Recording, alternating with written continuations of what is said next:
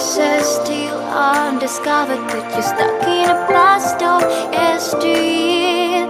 Forget all the problems just for the moment. That is the kind of story you should see.